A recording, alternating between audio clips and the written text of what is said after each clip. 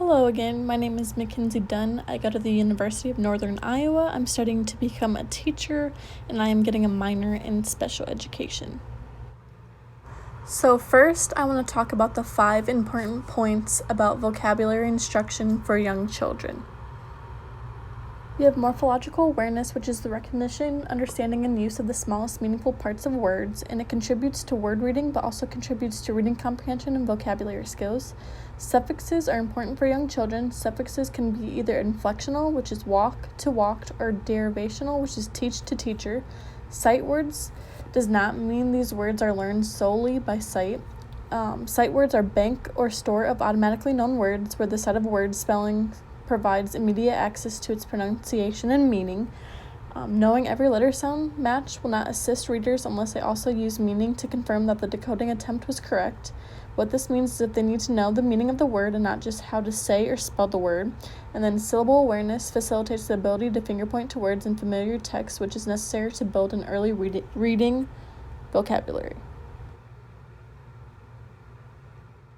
This is the book that I read to the children, Clean Your Room, Harvey Moon by Pat Cummings. Next, I'm going to talk about how I applied the 5 important points when creating my vocabulary instruction video. How I use morphological awareness is by pointing out a word and then providing a definition so the children understand that particular word. Also by showing the words toothbrush and bathrobe, and when you add the es or s on the end, it alters the meaning of the word, and this shows the children morphological awareness. I use suffixes when I changed toothbrush and bathrobe, and it changed the grammatical function of the word. They went from one to more than one. I use sight words by giving the children repeated opportunities with the different words, not only by having them say it with me, but spelling it, providing a definition, and then doing a word sorting activity. These words will become sight words because of the repeated opportunities to engage in the process of recoding letters into sounds and attaching a meaning to the combined sounds.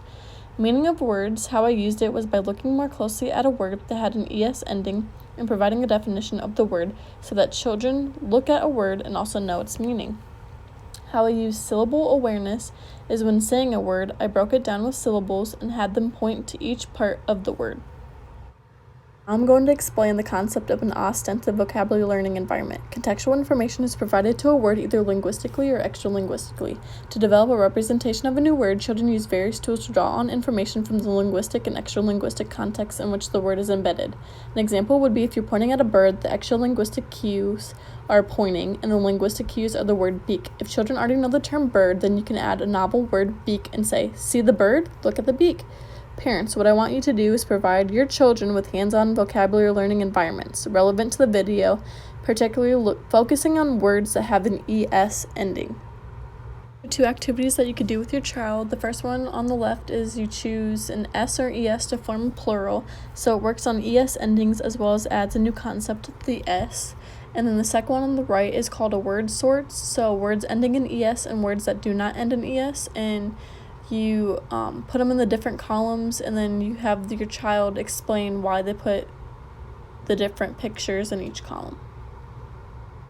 So here's a bad example of teaching vocabulary words at home. If you only emphasize high-frequency words, it will not address how beginning readers build their store of written word knowledge, work toward fluency, and assess meaning.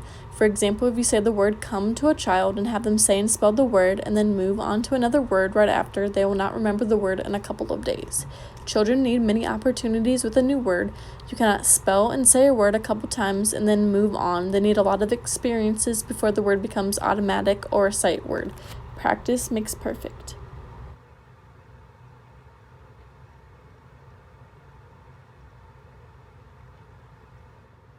The last thing I'm going to talk about is 3 relevant picture books to expand children's learning after the video.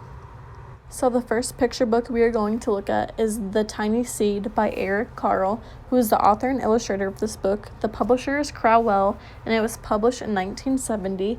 The Tiny Seed is about how in autumn the wind blows flower seeds high in the air and carries them far across the land. One by one the seeds are lost, burned by the sun, fallen into the ocean, eaten by a bird. Some survive the long winter, and come spring they sprout into plants, facing new dangers like children playing or being picked. Only the tiniest seed remains, growing into a giant flower. When autumn returns, sending its own seeds into the wind, the process starts all over again. This book can be helpful because you can pick out words that have an ES ending in this book and do a word sort activity. Some examples of words that you can use are carries, flies, and pushes.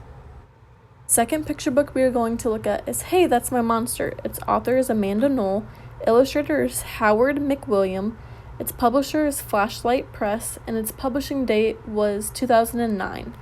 Ethan looks under the bed for his monster and finds a note that says, "So long, kid. Gotta go. Someone needs me more than you do. Gabe." Ethan wonders who needs Gabe more than he does. He thinks Gabe has gone to his little sister's room. She climbs out of bed every night and obviously needs the monster to sleep. Ethan tries to help find his little sister a monster, but none are working. Until one finally does.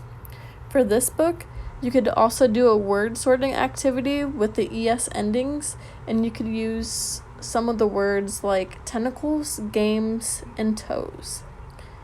The last picture book we are going to look at is I Can Do It Myself. The author is Diane Adams, illustrator is Nancy Hayashi, the publisher is Peachtree Publishing Company, and the publishing date was 2009. Emily Pearl can do a lot of things by herself. She is a big girl, and she can pour her own drink, feed her own goldfish, curl her own hair, and when her mom tries to help, she says, "I can do it myself." But at bedtime, when shadows creep across her room, Emily's mom helps her out and gives her things that make her feel comfortable, and she lets her mom help. You can also do a word sorting activity with this book. You can work on ES endings, and some of the words that you can use are close, pictures, and sometimes.